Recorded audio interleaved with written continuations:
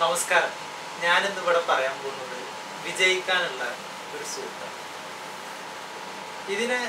ഈ ഒരു സൂത്രത്തിന് വിജയിക്കാനുള്ള ഏറ്റവും വലിയ ആയുധം എന്ന് പറഞ്ഞിട്ടുണ്ട് പലരും.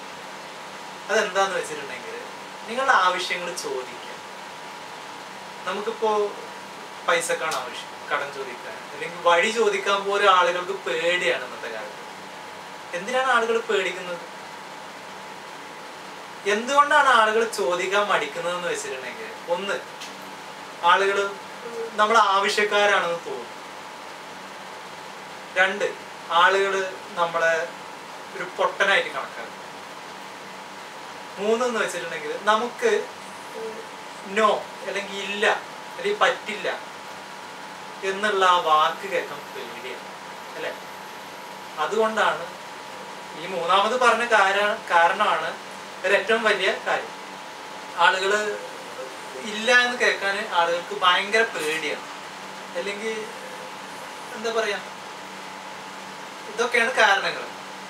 അപ്പോൾ എന്താ നമ്മൾ ഇങ്ങനെ ഉള്ള കാര്യങ്ങൾ, ഈ ചെറിയ കാര്യങ്ങൾക്കൊക്കെ എന്തിനാ പേടിക്കുന്നത്? നമ്മൾ ചോദിക്കുക. വിജയിക്കണമെങ്കിൽ, നമുക്കൊരു ആവശ്യം നേടിയെടുക്കണം എന്നുണ്ടെങ്കിൽ നമ്മൾ ചോദിക്കുക തന്നെ.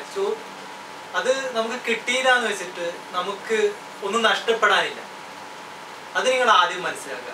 നമുക്കത് കിട്ടിയിട്ടുണ്ടെങ്കിൽ, നമുക്ക് ആ സംഭവം കിട്ടി, നമ്മുടെ ആവശ്യം ഉള്ളത് നിറവേറി, നമ്മൾ അത് വേറൊരാൾ നമ്മളെ കുറിച്ച് എന്ത് വിചാരിക്കും എന്നുള്ള ഒരു തോന്നൽ, അതൊരു സാങ്കല്പികമായിട്ട് നമ്മൾ തന്നെ ഉണ്ടാക്കുന്ന ഒരു തോന്നൽ. രണ്ടാമത്തെ കാര്യം ഞാൻ പറയാനുള്ളത്, നമ്മൾ ആദ്യം ഒരു സംഭവം നമ്മൾ ചോദിക്കുന്നതിന് മുന്നേ തന്നെ നമ്മളെ തന്നെ റിജക്റ്റ് ചെയ്യണം. നമുക്കത് കിട്ടൂല എന്ന് നമ്മളെ തന്നെ റിജക്റ്റ് ചെയ്യണം. അയാളുടെ മനസ്സിലുള്ള കാര്യം നമുക്ക് എങ്ങനെ അറിയാൻ പറ്റുക? അയാൾ ചിലപ്പോൾ തരുന്ന ആളായിരിക്കാം.